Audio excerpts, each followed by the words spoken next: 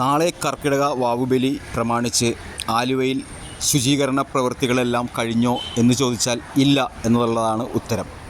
ദിവസങ്ങളായി ശുചീകരണ പ്രവൃത്തി എന്ന രീതിയിൽ ചെറിയ ഒരു JCBയും കുറച്ച് ആൾക്കാരും കൂടി ഉള്ള ശുചീകരണ പ്രവർത്തനങ്ങളാണ് അവിടെ നടത്തി വരുന്നത്.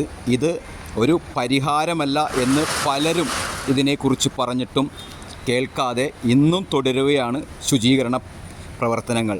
നാളെ ലക്ഷക്കണക്കിന് ജനങ്ങളാണ് ആലുവ ശിവരാത്രി മണപ്പുറത്ത് കർക്കിടവാവിന് ബലിയിടുവാനായി, പിതൃക്കൾക്ക് ബലിയിടുവാനായി എത്തുന്നത്. എന്തെന്നാൽ ഈ ശുചീകരണ പ്രവൃത്തി തീരാത്തത് കാരണം ഭക്തജനങ്ങൾ വലയും എന്നതിൽ യാതൊരുവിധ സംശയവുമില്ല.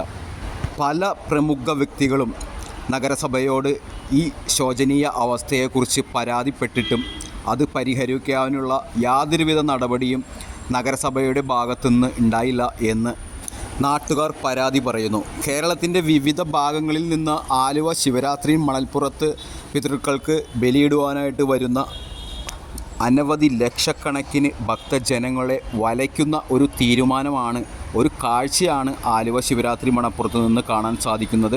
മുമ്പെങ്ങുമില്ലാത്ത വിധം ചെളി അടഞ്ഞു കിടക്കുന്ന ഒരു കാഴ്ചയും ഇവിടെ നിന്ന് കാണാം. ഈ ഒരു കാഴ്ചയ്ക്ക് കാരണം നഗരസഭയാണ് എന്ന് തന്നെ ദേവസ്വം ബോർഡും നഗരസഭയും കൂടിയാണ് കൂട്ടുത്തരവാദിത്തമാണ് ഈ ശിവരാത്രി മണപ്പുറത്തിൻ്റെ ശോചനീയ അവസ്ഥയ്ക്ക് ഉത്തരവാദികൾ എന്ന് പലരും പറയുന്നു. അമ്പലത്തിൻ്റെ അകത്ത് തന്നെയുള്ള വെള്ളം പുറത്തേക്ക് തള്ളുവാനായി പെരിയാറിലേക്ക് ഒഴുക്കിവിടുവാനായിട്ടുള്ള ഓസിനെ വുഡ് വാൽവ് വരെ ഫിറ്റ് ചെയ്തിട്ടില്ല എന്ന ആക്ഷേപവും നിലനിൽക്കുന്നുണ്ട്. ദിവസങ്ങൾക്ക് മുമ്പ് തന്നെ ശുചീകരണ പ്രവർത്തനങ്ങൾ നടത്തുവാനായി നൂതന സാങ്കേതികവിദ്യ കുറഞ്ഞ ചെലവിൽ കിട്ടുമെന്നിരിക്കെ പലതും ഇത് നഗരസഭയോടും ദേവസ്വം ബോർഡിനോടും പറഞ്ഞിട്ടും യാതൊരുവിധ ഫലമുണ്ടായില്ല എന്ന് ശ്രീ തമ്പി നാഗാർജുന പറയുന്നു. കാരണം ഇദ്ദേഹം ഈ കഴിഞ്ഞ കുറച്ച് ദിവസങ്ങളായി ഇതിൻ്റെ പുറകെ തന്നെ ദേവസ്വം ബോർഡിൻ്റെ ഭാരവാഹികളുമായും മറ്റും സംസാരിക്കുകയുണ്ടായി. എന്നിട്ടും പോലും ഇതിന് യാതൊരുവിധ നടപടിയും ഉണ്ടായില്ല. കുറച്ചു പേരെ മമ്മട്ടി പോലുള്ള വസ്തുക്കൾ ഉപയോഗിച്ച് ക്ലീൻ ചെയ്യുന്ന ഒരവസ്ഥയിലേക്കാണ്.